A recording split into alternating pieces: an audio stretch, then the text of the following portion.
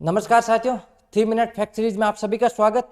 कल की जो हमारी क्लास थी उसमें हमने पंचायती राज संस्थाओं से संबंधित जो महत्वपूर्ण समितियां थी और उनकी जो रिकमेंडेशन थी, सिफारिशें थी, उनके बारे में चर्चा की थी। और फिर संवैधानिक प्रावधान को 73 जो कॉन्स्टिट्यूशन अमेंडमेंट है उसको शुरू किया था और 73 कॉन्स्टिट्यूशन अमेंडमेंट के तहत क्या क्या प्रोविजंस किए गए उनके बारे में हमने चर्चा की थी। आज हम जो आर्टिकल हमारे 243 से लेकर 243 तक इसमें प्रावधान किए गए पंचायती राज संस्थाओं से संबंधित, तो इन सारे आर्टिकल को देखने वाले हैं कि इनमें क्या क्या प्रोविजंस क्या क्या प्रावधान किए गए हैं। तो सबसे पहले हम देखते हैं 243 में विभिन्न प्रकार की परिभाषाएं दी हुई है। जैसे ग्राम सभा की परिभाषा, ग्राम सभा क्या होती है। एक बार RS 2013 या 16 का प्री था, उसमें पूछा था ग्राम सभा क्या होती है।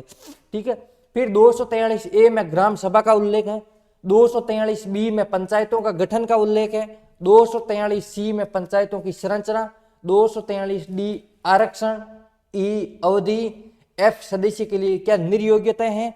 और फिर जी है क्या है, शक्ति क्या है, पावर क्या है उनके पास, अथॉरिटी क्या है, रेस्पॉन्सिबिलिटी क्या है, ये सारे किस में आ जाते हैं, जी में। एक भी आर्टिकल ऐसा नहीं है जो छोड़ना है, सारे के सारे आर्टिकल आपको याद होने चाहिए। ए में ग्राम सभा, बी में गठन, सी में संरचना, डी में आरक्षण, ई में अवधि, एफ में निर्योग्यता और जी में इनके पास पावर, अथॉरिटी या उत्तराधिकार।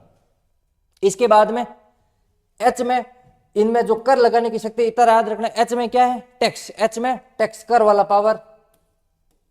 फिर आई तो आपको पता है कि वित्तीय आयोग का गठन है। फिर जे क्या है, ये लेखाओं की संपरीक्षा, जो पंचायती राज से संबंधित जो लेखाएं होती हैं उनकी। और के क्या है, पंचायती राज के लिए जो निर्वाचन होता है वो है। ठीक है, यहां तक कोई दिक्कत नहीं होनी चाहिए। इसके बाद में एल है जो कि संघ राज्य क्षेत्रों को लागू करना। एम है जो कि कतिपय क्षेत्रों में लागू नहीं होना। ये याद हो तो ठीक, नहीं तो इनको आप है ना इग्नोर कर सकते हो। ठीक है। और एन है विद्यमान विधियों एवं पंचायती राज को बहाना। और ओ है निर्वाचन संबंधी मामलों में न्यायालय के हस्तक्षेप का वर्जन। ये इससे जो हमारे 243 से लेकर 243 तक जो 73 कॉन्स्टिट्यूशन अमेंडमेंट पंचायती राज संबंधित संस्थाओं से संबंधित विभिन्न अनुच्छेद और उनके प्रावधान का उल्लेख है। इसके बाद में हम आगे बढ़ते हैं। अनुच्छेद 243 क्या कहता है। 243 में हमने क्या पढ़ा था कि इसमें विभिन्न प्रकार की परिभाषाएं दी हुई है, डेफिनेशन दी हुई है। तो हम देखते हैं ग्राम सभा क्या डेफिनेशन होती है, जो पिछली बार प्री था इसमें 2013 या 18 16 का, जिसमें भी ये पूछा हुआ था। ग्राम सभा क्या होती है। ग्राम सभा कोई एक गांव या एक से अधिक गांव के जो युवा प्रत्याशी होते हैं, जिनका नाम वोटर लिस्ट में होता है, मतदाता सूची में होते हैं, वो सारे के सारे क्या होते हैं, ग्राम सभा के सदस्य होते हैं। उसी के द्वारा ग्राम सभा का निर्माण किया जाता है। तो मतदाता सूची में पंजीकृत एक गांव या एक गांव से ज्यादा हो सकते हैं। ठीक है, कि सभी मतदाताओं से मिलकर ग्राम सभा का गठन होता है। और ध्यान रखना, ग्राम सभा एक कॉन्स्टिट्यूशनल बॉडी है, इसका संविधान में उल्लेख किया गया है।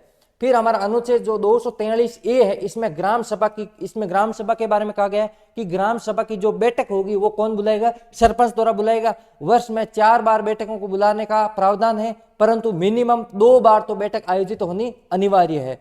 इनकी बैठकों की अध्यक्षता वो सरपंच करता है। अगर सरपंच अनुपस्थित रहता है तो उनकी बैठकों की अध्यक्षता उप सरपंच द्वारा की जाती है। ठीक है,